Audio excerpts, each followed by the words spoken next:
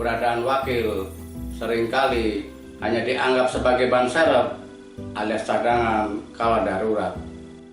Asumsi ini diperkuat dengan pemahaman bahwa hanya ada satu nahkoda di atas kapal.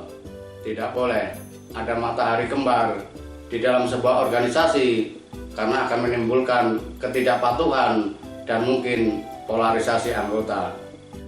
Namun dalam sebuah kontestasi elektoral, keberadaan wakil sangat penting dan bisa menjadi penentu hasil akhir.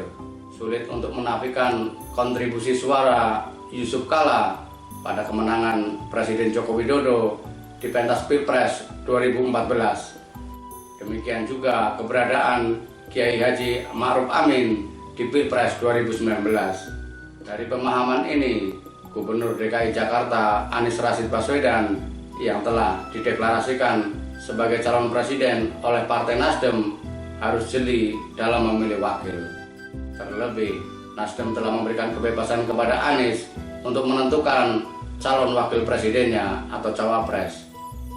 Anies harus memilih cawapres yang mampu memberikan dukungan dari kelompok masyarakat yang mungkin tidak terjangkau, kalis, atau bahkan mungkin resisten dengan dirinya. Di tengah masyarakat yang sangat majemuk, tentu tidak semua kelompok dapat menerima satu figur. Sehebat apapun dia, tetap memiliki sisi yang tidak dapat diterima oleh satu atau dua kelompok yang mungkin merasa berbeda dari sisi preferensi politik, program yang ditawarkan, sampai pernak-pernik atas dasar penilaian subjektif.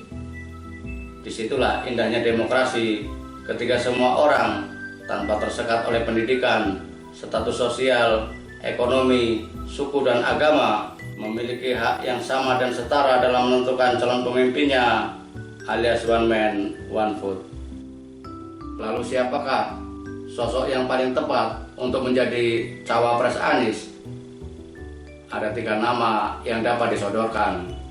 Pertama, Ketua Umum Partai Demokrat Agus Harimurti Yudhoyono atau AHY. Kedua, Gubernur Jawa Barat Ridwan Kamil. Dan ketiga, Gubernur Jawa Timur Khofifah Indar Parawansa. Mari kita lihat kelebihan dan kekurangan 3 nama itu jika ditandemkan dengan Anies. Pertama, AHY.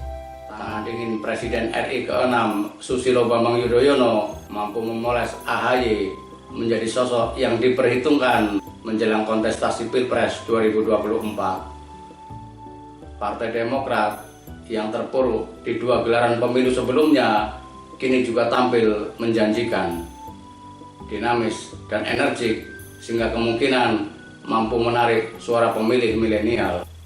Namun pemilih Demokrat memiliki preferensi yang sama dengan pendukung Anies, yakni terpelajar, muda, dan oposan.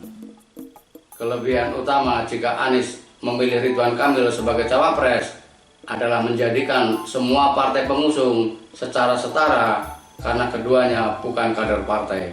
Terlebih dari semua nama potensial yang beredar, baik untuk kandidat capres maupun cawapres, hanya Ridwan Kamil yang berlatar belakang suku Sunda. Ridwan Kamil juga memiliki pendukung fanatik di luar Jawa Barat. Penampilannya yang cool dan riang mampu menarik pemilih lintas generasi.